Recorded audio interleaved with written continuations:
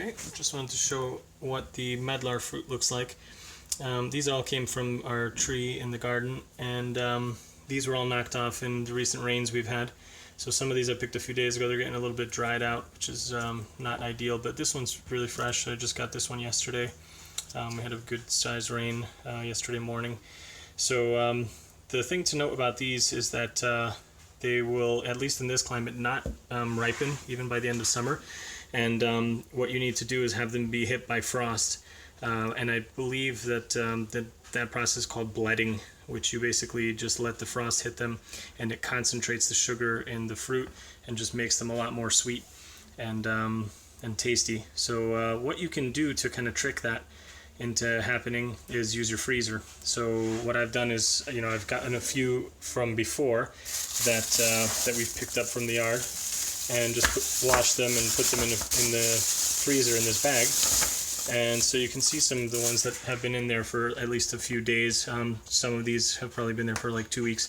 So this is frozen solid right now, and what I'm going to do is just let them sit out on the plate here, and when these thaw out, this skin is going to be really thin, and the fruit's going to be really mushy inside. It's like this nice brown kind of mushy fruit, and you can just like basically squeeze it out, or use a spoon or whatever, and just get out that fleshy, mushy brown part.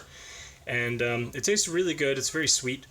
People have described it as kind of like a mix-up between like applesauce and I don't even know what else they describe it as, but it's almost like an applesauce-y kind of cinnamony, mushy kind of consistency.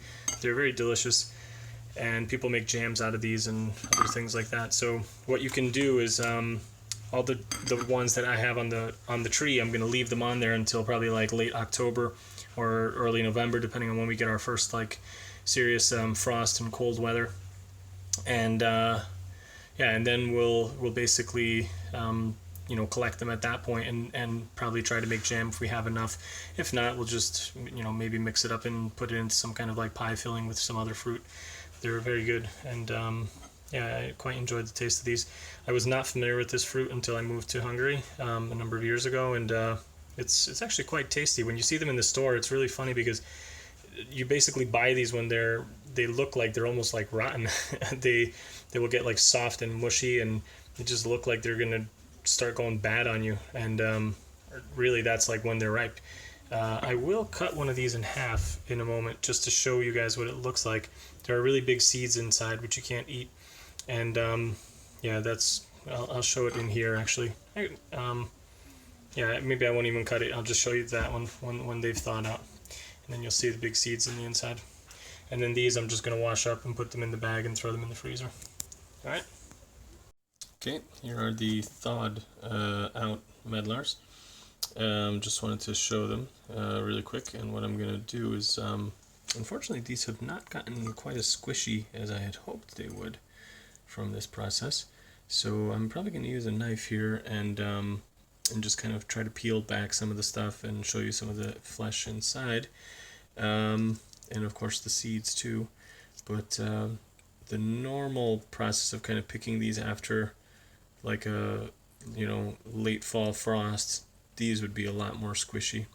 And I believe you're supposed to let these sit out the natural bletting process for like a couple weeks after you pick them, even after they've been hit by the frost. So this freezing trick might not be quite as good as I had hoped, but we'll see. Okay, so you can see I've cut up a few of them here. This attempt with the freezer definitely didn't do the full job of what we need it to look like. You can see the kind of brown edge of this one. That's kind of like just the beginning of the way it's supposed to look. Like the fresh fruit has this really pale kind of look like this over here. And once you do the bletting, it's supposed to get like a really dark brown mushy kind of look, even darker than this edge. So this is definitely not good to eat. It's like going to be super astringent, super sour, and you really want it to be looking like a lot darker than this. One thing I did want to show is that you can see the skin here. It's very thin. You can see it. So usually when these are really ripe and ready to eat, this skin is so like thin, you can just kind of almost just grab one of these and like squeeze it. You chew off this end part, you just squeeze it, and all the like, you know, applesauce type you know, filling just kind of comes out from the opening. And they are super delicious, but like this, you're not going to be able to eat it. It's almost like trying to eat like a quince raw. It's like really, really sour and kind of difficult to chew, and it's yeah, going to be tough. And I wanted to show the seeds too. This is actually one of the seeds inside. I'm trying to get that to be focused. Hold on, there it is.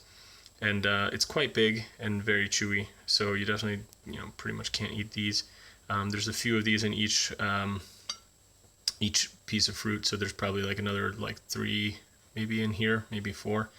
There's usually about at least, you know, 4 or 5 of them in a good size fruit like this. So yeah, I just wanted to show that this process didn't quite do the trick. I got to read up some more about bletting and what we're supposed to do. So I was hoping that they would just come out already from the freezer and be good to eat, but these are definitely not. What I think I'm going to do is just put these to the side now, these other ones, and put the other ones to the side as well that I put in the freezer yesterday, and let them sit out, because I think that's another trick, that you hit them with the freezer and then you put them just kind of sitting out somewhere dry, and they tell you don't have them touching. Just lay them out maybe on a piece of newspaper or something like that, and then give them like another couple weeks, and then they'll be turning that nice brown mushy kind of consistency. So yeah, I'll post an update once I get that, and then of course once the ones on the tree ripen correctly in the late fall, I'll post an update on that as well. Bye. Okay, here we are in the yard. This is our medlar tree. It's actually quite a nice specimen, I think. Produces a lot of fruit. This is going to be the first year we're going to actually try and harvest it. We had a lot going on last year when we moved into the house, and didn't really get a chance to really do much in the garden. So it's already started to lose quite a bit of its leaves. It is getting to be pretty, pretty much fall time here. It's like mid-September, and getting to be kind of cold. So some of the leaves have already fallen off, but there is still quite a bit of fruit left. And what what I keep finding is that after a good rain, some of the fruit is knocked off. I'm gonna show you that right here because I see one on the ground. So this one just fell from this last day's worth of rain that we've gotten. It's not really coming into focus here, sorry about that. But anyway, there is quite a bit of fruit on the tree. You can see a bunch hanging around down here. That's what it looks like on the branches. You can see them up close here. Some pretty nice ones. And some really nice big ones right here. Like this one's a really good one, good size one. This one's really nice. Bunch up here. So hopefully these will be, quite tasty.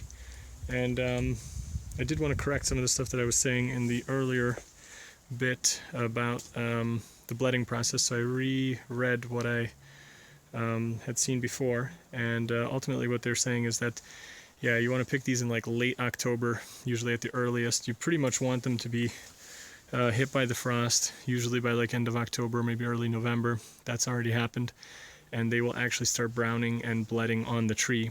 So you can pick them after a frost, even if that hasn't begun yet, and then just put them somewhere and let that process kind of continue. And like I said, they're going to get really squishy, really dark brown, and really tasty. And again, a lot of people say the taste is reminiscent of kind of like a combination of like dates, applesauce, and cinnamon. And I would say that's a pretty good summary because it's really, really sweet and definitely has that applesauce texture. So yeah, I just wanted to share that. And one other thing about this tree is that usually what I believe is they will graft the medlar onto quince. So a lot of times they won't use the medlar stock. They will graft it onto a quince seedling, which is interesting. I did not know that. And I actually really am a big fan of quince as well, so probably have to do some more reading on that and maybe see if we can grow some of those too. I love making the it's called like quince cheese, which is really just like a really super thick jam. You can slice it with a knife and then put that, with like just eat it with bread, or sometimes you'll see people put walnuts in there and stuff like that. Tastes great. I love that stuff. So anyway, yeah, I just wanted to share that, and yeah, I think it's a nice tree anyway. It has really nice flowers too. So yeah, that's it for today. Bye.